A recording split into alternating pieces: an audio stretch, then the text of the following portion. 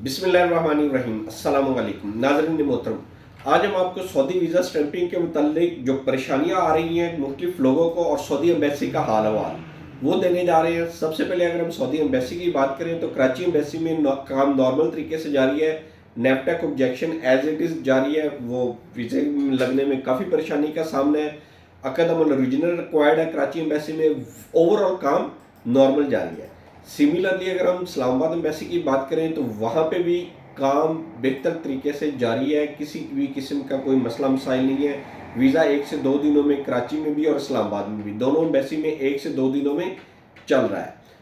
कुछ मसाइल बढ़ गए हैं, जिस तरह मेडिकल के मसाइल हैं। आजकल मौसम ठंडा है जिसकी वजह से चेस्ट इन्फेक्शन और नेजल सेक्रेशंस की वजह से पेंडिंग रेशो ज़्यादा हो गई है। यानी सऊदी जितने भी गैमका के अंडर मेडिकल सेंटर्स आ रहे हैं वो ऑब्जेक्शन रेशो में ज़्यादा कर रहे हैं और पेंडिंग ज़्यादा कर रहे हैं। लोगों को नज़ले ज़ुकाम और इस किस्म की वजूहत की वजह से चेस्ट एक्सरे क्लियर नहीं किया जा रहा। अब वही बात हम पहले भी काफ़ी दफ़ा कर चुके हैं कि इतनी जदीद मशीनों के बावजूद अगर इनको यही नहीं पता चल रहा कि इसके सीने के अंदर बलगम है या टीबी के निशानात हैं, यही वो मसले मसाइल है जो पेंडिंग किए जा रही है। मसले मसाइल तो बेसिकली है ही नहीं, सेल्फ जनरेटेड मसले मसाइल हैं जिसमें इनको भी पता है कि ये बाहर जाएंगे, पैसे देंगे, हमें हिस्सा मिलेगा, हम इनको क्लियर कर देंगे, हमारे ऊपर भी ऑब्जेक्शन नहीं आएगा, सऊदीया में भी मसला मसाइल नहीं होंगे। लेकिन इस चीज़ों से हम कैसे बच सकते हैं, कैसे निकल सकते हैं, इससे कौन बचाएगा हमें? क्या गवर्नमेंट ऑफ पाकिस्तान बचाएगी या इन चीज़ों के ऊपर जो हायर अथॉरिटीज़ हैं वो बचाएंगी? ये चीज़ बड़ी काबिल गौर है और सोच के काबिल है कि इसको कैसे ओवरकम किया जाए।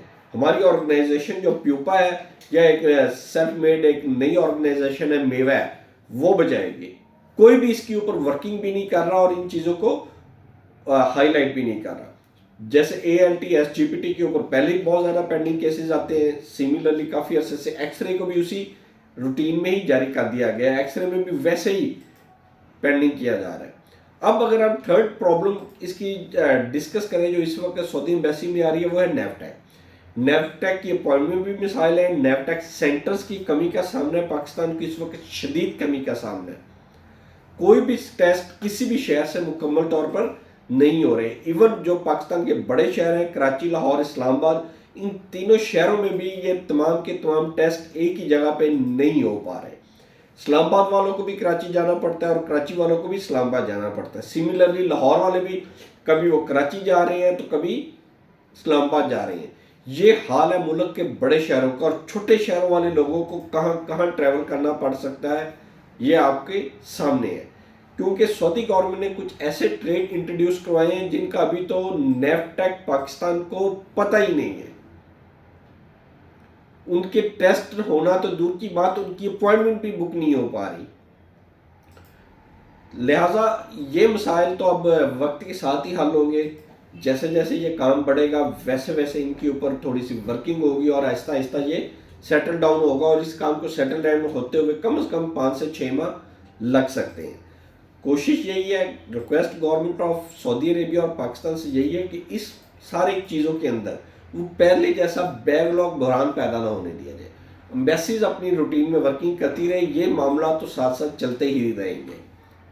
और प्यूपा के प्लेटफॉर्म से काफ़ी लोगों ने एक दावा भी किया था कि जो कराची एम्बेसी में असल ओरिजिनल अकद अमल मांगा जा रहा है उसको हम स्कैन अकद अमल में कन्वर्ट करवा लेंगे, जो कि अभी तक मुमकिन नहीं हो सका और कोई भी खतरा कामयाबी नहीं हासिल हो चुकी। वाइस चेयरमैन प्यूपा ने काफ़ी दफ़ा जाके सऊदी कौंसलर जनरल से बात भी की, गुफ्तशनीद भी की और इस चीज़ को ख़त्म करवाने की कोशिश भी की, लेकिन उस कोई पॉजिटिव रिस्पॉन्स अभी तक नहीं हुआ। जबकि उन्होंने कहा था कि इंशाल्लाह 1 से 2 माह में ये ओवरकम कर लिया जाएगा, लेकिन इस बात को भी 2 माह से ऊपर गुजर चुके हैं, अभी तक इस तरह कोई अपडेट नहीं हुई। हमारे वीडियो को लाइक करें, सब्सक्राइब करें और ज़्यादा से ज़्यादा शेयर करें। मज़ीद इन्फॉर्मेशन के लिए हमारे चैनल के ऊपर स्टे ट्यून रहे और लोगों को ऐसी इन्फॉर्मेशन प्रोवाइड करते रहें। अल्लाह ताला आपका हामी नासिर हो। अल्लाह हाफिज़।